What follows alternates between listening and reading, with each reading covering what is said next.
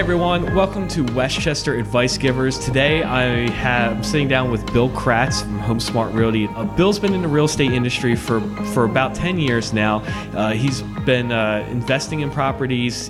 He started as an investor, became an agent, then he became a broker.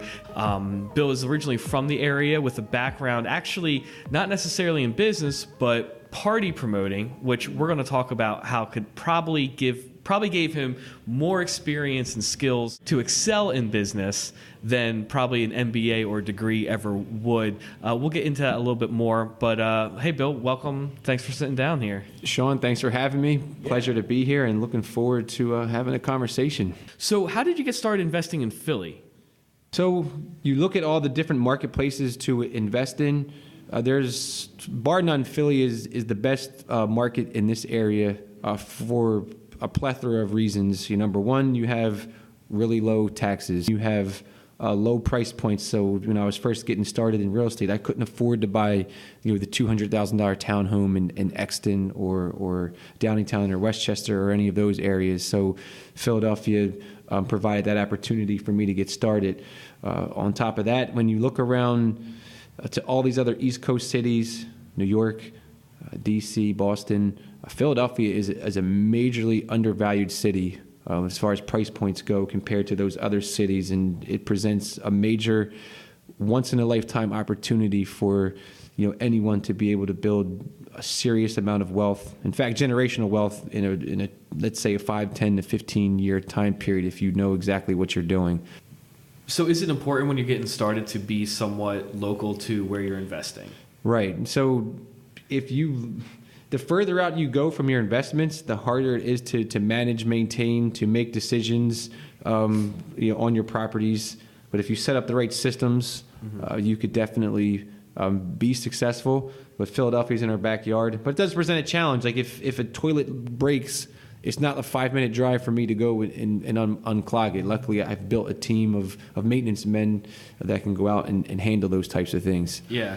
So when I talk to people, and even myself, getting started in investing, like I grew up in Westchester. I live in Downingtown. My first inclination is find an investment in Downingtown, find an investment in Westchester. Is that a good idea? Or if someone's just starting, I think they're going to start looking immediately down the street from them, immediately within their own town. On one hand, they know it. On the other hand, they might be a little bit biased and a little bit closed off to other deals that might be going on. What's the like? Should people be looking immediately what they know, or should they be branching out a little bit farther? I think first and foremost, highest level, it always makes more sense to invest in what you know, invest in where you know, and if at all possible, you would want to stay within that comfort zone there and branch out as necessary. That being said, before getting involved with any type of investment, whether it's investing in rental properties, investing in flipping properties, you really have to take a step back and figure out what your ultimate goals are. Why do you want to invest in real estate in the first place? Why do you want to take on that risk? Have you thought about the risk? Has a person in the business explained what the risk is and explained how time-consuming it can be? And are you comfortable? Can you sleep good at night with these types of risks? So I would love for everyone to build wealth and do awesome things in real estate, but everything isn't for everybody. So the main thing is to adjust your mindset, to make sure you're comfortable with it, and you understand the risk. And then from there, it's like why? What is your ultimate reason? Is it financial independence? You want the passive income stream? Is there a certain amount of cash goals that you're trying to get to every month? Like say, for example, I don't care about long-term wealth, but I only need to make $5 extra grand a month to pay for my kids' college.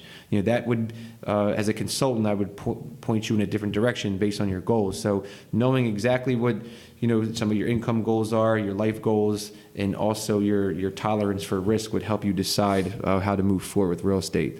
Right. And I had this conversation yesterday, and because I got my first rental property, and it's been about a year or two, and a friend of mine asked me, "How's that going? Would you recommend it? Would you change anything now that you've been doing it?" And I was like, "Well, yeah, for sure. I definitely think it's a good idea. I'm glad I did it, but I think over the years, we've had a lot of books and gurus kind of come out, and they make it. They throw words around like passive income. They say things like make money while you sleep, but in reality, it's a business just like any other business. And some people should be starting a real estate investment business. Maybe some people should be doing more consulting or open up a dry cleaner or something. But there's still going to be certain things. It's a little less hands-on. But as I told him, I was like, when it comes to a couple of properties, the stressful, harder times are going to be a lot more worth it if your goal is to grow it into a business.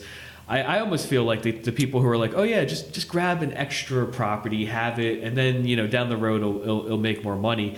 I'm always like, yeah, until it doesn't, and you got all your eggs in one basket. Right. I think the main thing is, and this is a major takeaway, is that it is not what the gurus and the flip shows on TV make it seem to be. You can lose money much quicker than you can make it, and there's people losing money every day. I just had a conversation with a very experienced investor yesterday who lost 20 grand on a project recently, and for some people that could be your entire life savings, and it's nothing to play with. Yeah. So you don't just hop in and expect to get rich overnight. It's going to take time, right? And you have to have a plan, and you have to surround yourself with the right people, because this industry is also filled with sharks that they're out to make a quick buck, some knowingly, and some professionals, they don't understand the markets, and they're pitching you on deals, and you might think they make sense, but they really don't. So you definitely have to just make sure you're with those right people. Right. And from there, just understanding again what those risks are, and knowing that there's a good chance you're going to lose money. And in fact,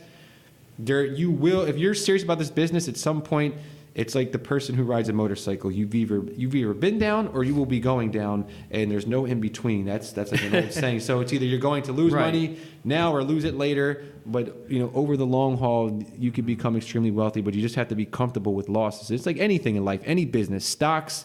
Right. Even if you played sports as a kid, you're not going to win every game you play.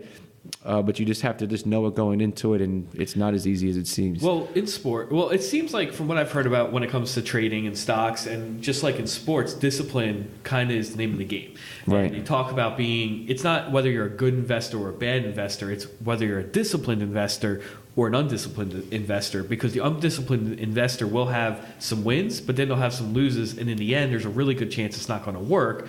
Whereas a disciplined investor who has like a certain strategy of when they're going to buy and sell and hold, they're going to have some wins and they're going to have some loses. But as long as their strategy is consistent, it's going to go up over time. Do you see the same thing when it comes to real estate investing? In real estate, here's the big takeaway on this subject is to never become over emotional about a property. The second you become motivated to buy that house and the red flags start to raise, but then your emotions, remove those red flags and you buy a house anyway. It's like, you're going to make a mistake every time. So it's really all about the numbers. Right. Stick to the numbers. And yes, I've become overly emotional about properties, and you just want to jump in just to say you have your first investment property. It could even be your 10th investment property. But every time you make a decision in business with your emotions, it usually will backfire on you. So it has to be based on those numbers. Whereas residential property, when you're buying a house that you're going to live in, obviously that's going to be more emotional, and maybe you'll make a mistake by letting it be more emotional, but it's kind of supposed to be. Right. Because if you really love a house that you're going to live in and you buy it, and then you overlook some things and it ends up costing you a little bit more money, that's not that big of a deal, because you have a house that you really loved. Whereas when you're looking at investing, if you overlook some stuff because you loved it, that's going to catch up with you, because when it stops making money, you're going to fall out of love with that pretty quickly. Exactly. There really isn't any kind of amount of ego. Well, I shouldn't say that, because there's people who dump money into bad investments for egotistical purposes all day long, but we don't recommend it. Well, here's another tip. If you're flipping houses, one of the biggest mistakes I see a lot of new investors make is that they put their own emotions and personal taste into their properties, where it's called over improvement. Right. Where you only are supposed to do X, Y, and Z to get the maximum return, but then your artistic side comes out, and that's well and great, but this is not artistry. This is a business. And when you Right. go 20,000 over budget because you put in these, super high end tiles, or you painted some extra wall in gold, or whatever the case is, you can end up in a situation where you've evaporated your whole profit with trying to be an artist. And that's a very, very common mistake, Right. for newer investors. So that's another way to look at the emotional process and how to not be like that. Everything has to be made based on the numbers, every decision. Yeah. One thing that so back in like '08, Right. like that's right around when I was getting into it professionally, and you were getting into it professionally. Yep. I've observed from the sidelines for a couple years before that, obviously, but it seemed like the investors who really lost their shirt were heavily invested in some of the more. Well, I know a couple people. They were heavily invested in Coatesville, and it seemed like the investors who were more in like Downingtown and Westchester kind of were able to weather it a little bit better. But the people who really lost their shirt, I saw them just unloading properties, seemed to be invested more in like the Coatesville, Norristown type of areas. What makes Philly different than some of those other smaller areas, which has a low barrier of entry, but maybe not as much growth potential? Right. So Philadelphia probably has more growth potential than any of those areas combined, if you purchase in the right place. Here's where investors lose their shirts. This is for Westchester, Downingtown, Coatesville, and it applies to Philly. It's kind of a universal law that it's like in Philadelphia, you can invest in a fringe area, an up-and-coming neighborhood is what they call it. And when you're in those up-and-coming areas and you pay too high of a price and the market turns, you guys are the ones that will lose your shirts first. So the flippers will lose their shirts first, the developers. Flipping is the riskiest part of this business. So for me, my business model is impervious to any change with the market unless we just run out of money in this country. So the bottom line is, when I'm buying a house, I buy on cash flow. They'll keep printing. Right, they'll keep printing money. That's not something to worry. You don't have to worry about that. So for my model, we do a lot of lower income housing, using Section 8. And if I purchase a house for $20,000 and put $40,000 into it, and my mortgage is $400 to $500 a month, and I'm getting $1,000 to $1,200 a month in rent, nothing can ever happen to me when the market crashes, because I'm protected by cash flow. Yeah. It's backed, and it is impervious to any recession at this point. I'll always survive. So as for a rental property, you want to make sure that when you buy on cash flow. You don't want to speculate and buy because it's in an up and coming area and we're going to break even, and in a couple years we'll be okay. Then you will never survive that. And then on the flipping side, is being very, very careful that if you're on those outskirts, you make sure you're still buying it at the right price where you can get out from underneath of it if something happens quick.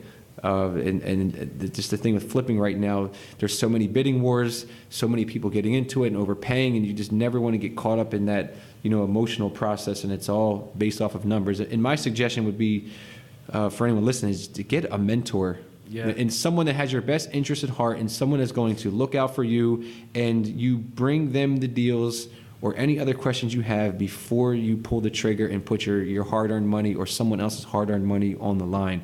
Yeah. That is like the most important takeaway, and that's everything from someone helping you decide on after repaired values, what to offer, and also having a great contractor who understands flipping and the investor mindset and what it takes for you to get the job done, so they can give you a solid estimate of what needs to be done in that property. If you skip that part, you will probably lose a lot more, a lot faster. So that's great advice. What do mentors usually look to get out of a relationship like that? Are they all just like, selling their services, or what kind of different mentors do you look for in that? So you have a couple of different kinds of mentorships. You have the one mentor where you go to a free boot camp, which you hear on the radio all the time. You see the ads on TV and the infomercials, but free is never free. When you get there, then it's the $9.99 boot camp, $1,000 for 3 days, and then from there it turns to a $20,000 or $50,000 upsell. Right. And then you get some sort of mentor who's in California, and you can call them once a week. Look, if that's what it takes to get started, great. But you could take some pros in your local area right here in Downingtown, Exton, Westchester to lunch and learn the same stuff for the price of a cheesesteak as you could paying someone $50,000 in another state. Right.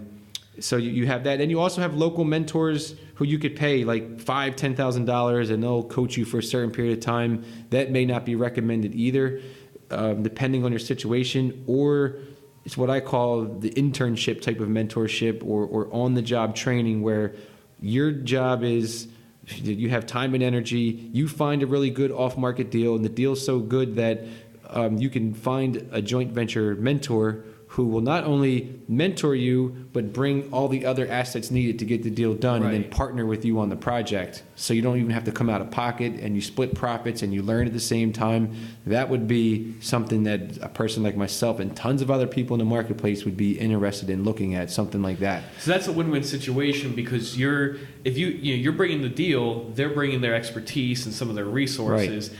And they're still getting something out of it, but instead of having to write them a direct check for consulting or mentorship, you're learning from them, they're getting paid, and you're still making out, and you're getting paid too, because they have your best interest at heart. Because when it's a win-win situation, when the better you do, they do, then you can trust that they're going to want you to do good. Exactly. You're not going to learn from someone sitting on the other side of the table trying to explain to you how things work when it comes to negotiation, because they're trying to negotiate against you. Absolutely. So if you got someone else on your side of the table who's going to benefit the better you do, then that's... Absolutely.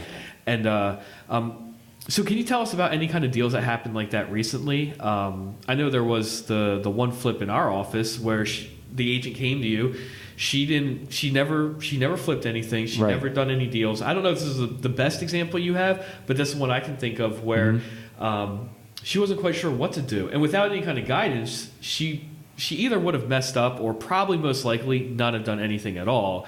But because she was only an arm's reach away from you and the other pros that we kind of work with, Absolutely. that she was able to, she made out pretty decent on that, right? That was a really good deal. So Maria at the office, she had a deal, and this is her first time, like you said, and she really had no idea what to do. So being the fact that she's an agent in my office, I helped mentor her throughout the process and told her what to do step by step. So the first thing, said, here's what you need to get the property under contract at, and if you can get it at these numbers, you're going to be very happy. And that's all that the seller ended up wanting. So she ends up getting the contract signed. And from there, said, you don't just close on it yet.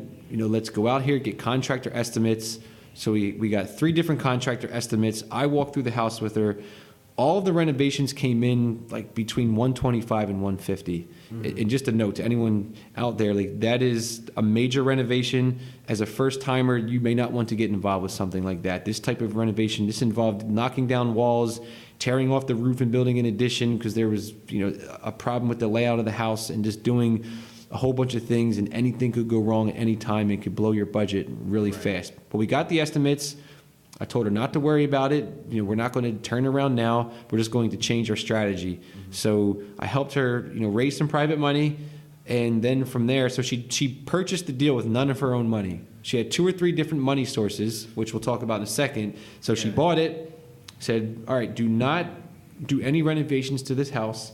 Just put it back on the market, give it 30 days, see if you can find a contractor who will buy it and might be able to do the work a hell of a lot cheaper, and then you'll make a nice little cut in the middle. Yeah. So less than 30 days, she clears $50,000 net on that, on one flip in 30 days, and didn't have to lift a hammer or make one single repair or put a dollar out of her own pocket. So you got so the estimates were like 120, right? But she still made money not having to put that money out to do that thing, right? So she just basically flipped a fixer-upper to another investor who was a contractor who maybe could have done that same job for $80,000.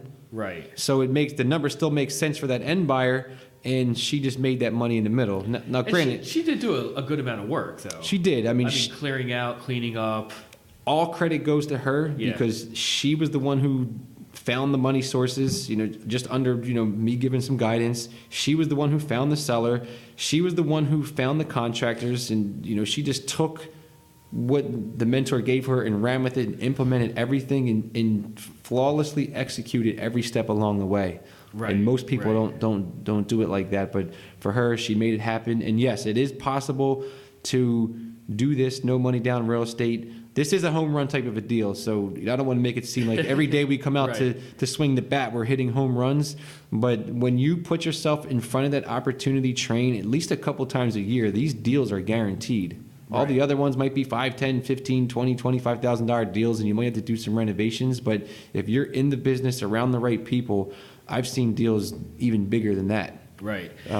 It's funny because I even because I'm like I knew her when we were in the same office before, where she's sitting there doing her calls and she's calling up, she's doing her cold calling, because we were in an office that was all about the cold calling and hammering the phones, doing your lead gen time. And I would sit next to her and I would just listen to her getting hung up off old people, because the person who still picks up their phone and listens to a cold call pitch is going to be someone, they're retired, anyway, she's getting hung up on people who are never good prospects to begin with, over and over again. I was like, oh man, this is rough. And then a couple of years later, we run back into each other and she's telling me about this flip, and I'm like, wait, hold on, you're a professional flipper now? Right. What the heck just happened? It was really cool, just to see that progression, which isn't necessarily, doesn't have to take a lot of time. It just has to be, be willing and make the right decisions. Where do you direct your focus? Exactly. Who do you spend your time around, and that influences you to make those kinds of moves, and then also just follow through in execution. And she's not a one hit wonder either. She has Right. 2 more flips going on as we speak, and she's going to continue on that path. So it's pretty amazing to see. All right, so I want to hear about what's the worst deal you've ever been involved in? Can you think of something where you just slapping your head afterwards thinking, what was I thinking? I totally miffed that one up. Is anything that come off, you don't have to give us too many details. Right. But out of curiosity, what was a major mistake you can point back to that was a big learning experience? It's a great question, and I do have one that just popped into my mind, and I'm glad you brought it up, because it's so many times that we're all talking about the success stories without talking about mistakes. And I made a lot of mistakes in the beginning. I make mistakes till this day, and I look forward to every mistake I make on a daily basis, because I learn a lesson every single time. So the one that comes to my mind right now is a flip. Remember, a flip is a buy, fix, and sell quick. I bought it in 2008 and still own it to this day, and it's now a rental property. So that was a big mistake. And what had happened there was not, first and foremost, is when you get into something, you have to have a clear exit strategy. Are you buying it as a rental, or are you buying it as a flip? And during the process, I kept changing my mind, and I didn't know what to do. So the plans kept changing, which it hurt me when it came time to execution. And the bigger mistake was hiring the family friend, handyman / contractor from hell, who says, I can do everything from drywall to electrical to plumbing, and just trust me, I'll get the job done, no problem. I'll give you that family discount, and it's going to be amazing. 1 year later, he's moved into my house, and he's living out of a rehab project, and went probably 6 to 9 months over what it should have taken. Yeah. And then it ended up with the market turning. I couldn't really sell it, and we just ended up keeping it as a rental. Wow. I I made the classic mistake of over improving and just ripping out perfectly fine walls because they weren't drywall, it was plaster. They were fine for that marketplace, and a whole bunch of other mistakes that were made. However, I'm not upset about it because it's cash flowing and working for us, but it was definitely a big mistake at the time, and it wasn't supposed to go that way. Right. So not having a clear plan, maybe trusting people, not approaching things from an objective mindset and vetting people appropriately. What things do you think you would like if you were to sit down with yourself back then? What would you? I mean, other than that, was it mentorship, advice, a little bit hasty? What was some of the advice you would have given yourself? Mentorship for sure. I think the second thing is getting 3 contractor estimates. Yeah. And knowing exactly what you want that contractor to do, because a contractor can do whatever you tell them to do, and you can spend $50,000 in a house or you can spend 150. Gotcha. And working with a contractor that knows that this is what I have to do, to make this house great for the next buyer without over improving, and having that step-by-step process. So that would have helped, big time, like having different estimates and estimates to compare to the other estimates, and going about it that way. And also, just being better at construction management. When something goes wrong, you have to be fast to fire and slow to hire. I should have gotten rid of this person the second I spotted the issue. Instead, I let it linger on way too long, and that was probably one of the biggest mistakes. If you let a contractor get ahead of you too much, they will take advantage, and you can lose thousands and thousands of dollars. I've seen it happen over and over and over. Yeah. So that's the other thing. Like, you make sure you keep on top of your contractors, that if they start, screwing things up, just pull the plug immediately, fire them, and get someone else in there to fix it. Cool. Now, was that the very first deal that you did? That flip? That was one of them. It was like one of the first three, if not the first one. Gotcha. For sure.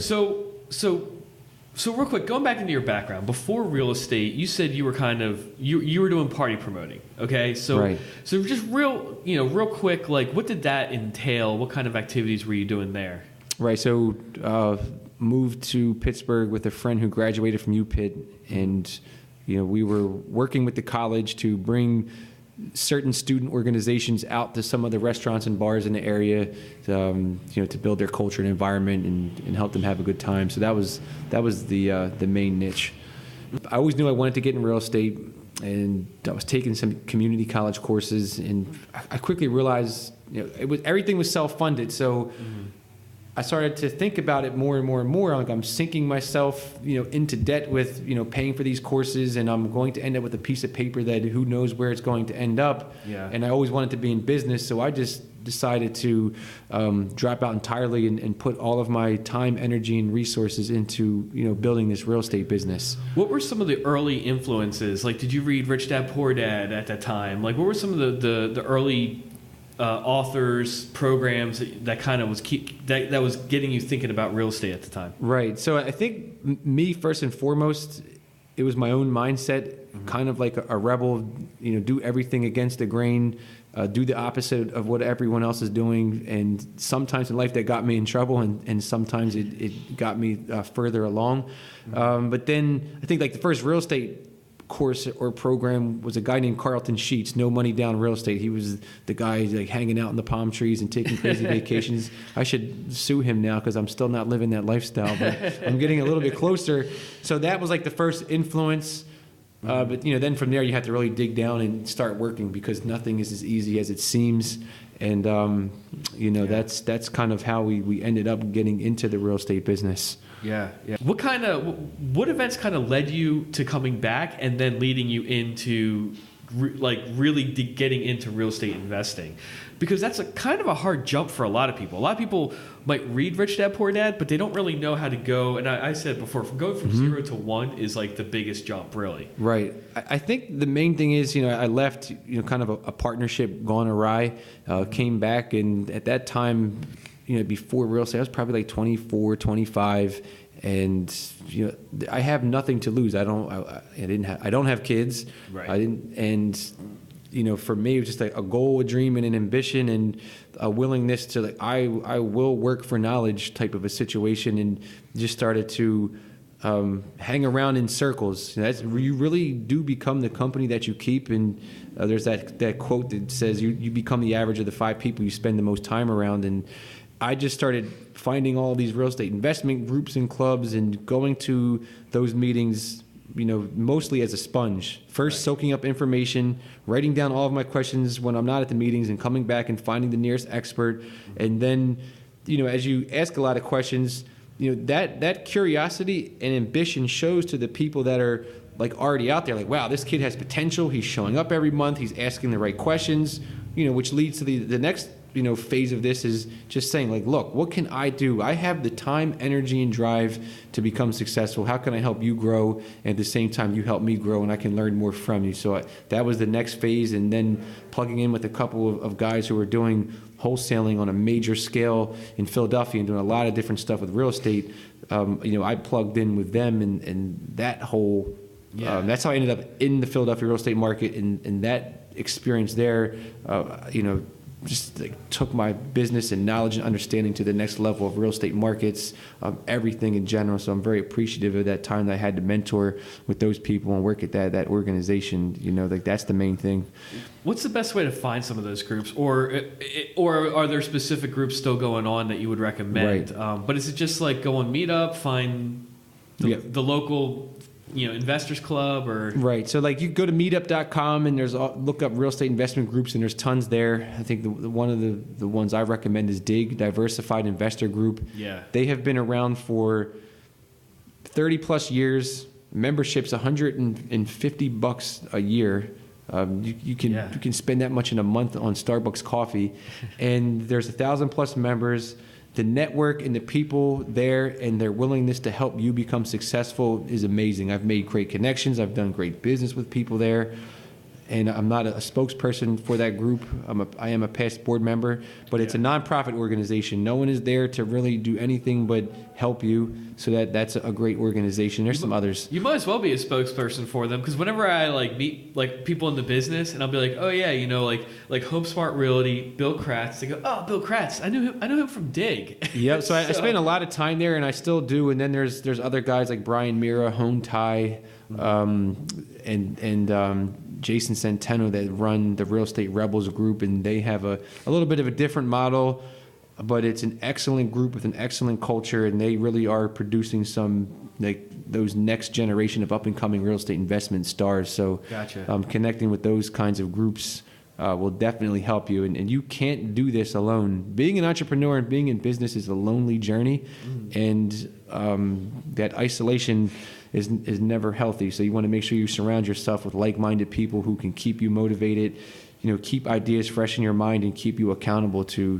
driving your business. Yeah, Absolutely. Now, in those early days, so you were doing a lot of just basically interning, apprenticing. Like, hey, I'm willing to work, to kind of hustle just for knowledge. Right. What were some of the factors that led you into doing some of your first deals? We talked about a little bit. Was it more of like a joint venture type of situation, or did you have money saved up and you were using a lot of your own cash at first? So look, I guess first and foremost, everyone thinks that, well, I have to have tons of money to invest in real estate. So let's just bust that myth right away and make it a fact that you do not have to have a single dollar to make a $50,000 profit in the real estate business. Mm-hmm. Yes, it makes it much easier and gives you more options and more bandwidth to do things in real estate, but money is not required. So for me, I was the deal finder.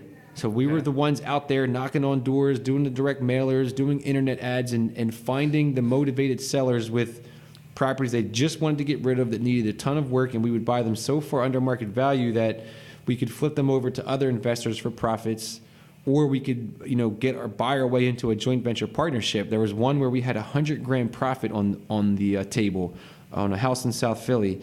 And we brought it to the guy and said, look, we don't just want to sell this to you for a quick couple of bucks. We'd love to joint venture mentor. We'll be your gopher. Whatever you need us to do during the project, great. But we just want your mentorship in return, and we want to split the profits 50-50. And he looked at it pretty quick and said, it's either I can make $50,000 or make nothing, because there was a legitimate $100,000 profit on this project, and that's exactly what ended up happening. So on no money into the deal, at the end of it, we made close to $50,000, and he made close to $50,000, and it was a solid deal. So if you can be the deal finder, you can buy yourself into mentorships, you can buy yourself into partnerships, you can get anything you want with the right deal. Right.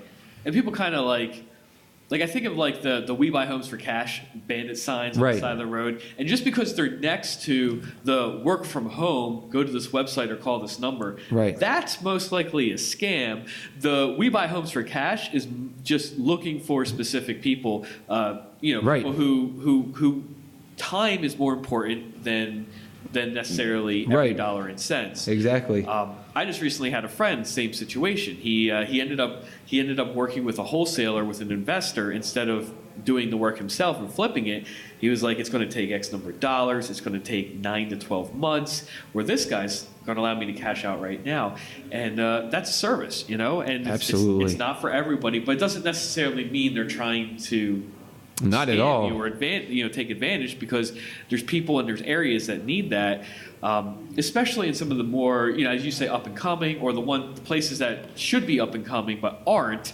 We kind of need the investors to go in there and start making it nicer, so people are Absolutely. attracted. And it's like peace of mind is more powerful than money in a lot of situations, and you're providing a service that is helping people. So I get hugs at settlement from the clients Right. that I help out of a bad situation, and I always disclose what the fair market values are, and they still choose to take the low offer, because when you are in a situation where, let's say, you've inherited a property and then the roof starts leaking and then someone breaks in to steal the copper, and you have no peace of mind, and you have to go there and travel every week, and you're afraid Right. to open the door, and now you're missing your family because you're dealing with this headache, to have someone come in and offer to close on that house in 2 to 3 weeks is powerful. Right. So it's like, you can't put a price tag on peace of mind. So that's how you can find these deals and make good money, when you find people that have situations where they just want to be cashed out, where Yeah. money's not the most important object. Yeah. So what's the best way for people to get in touch with you if they have any questions, or like a website they should check out? I think like the first point of contact, find me on Facebook, Yeah. Bill Kratz, last name spelled Krat, T as in Tom, Z as in zebra. Yeah. Or on Instagram at Join HomeSmart, smart as in intelligent, Yeah. and we'll connect there. And once we connect on Facebook or Instagram, you just send me a direct message and we can start up a line of communication. Be happy to help out structuring your investment objectives, talking about business in general and how to structure that. And if you're a real estate agent and you're looking for a better home and looking to build wealth through real estate, I can help with that as well. And I'm just here as a resource. I have nothing to sell. It's all about providing value and information that can help the people in our community. So Absolutely. just consider me a resource, and I really appreciate your time, Sean, for putting this all together. You're an amazing realtor, and that's how we met. And I just wanted to say thank you again. You're awesome. Hey man, thanks a lot. I appreciate it.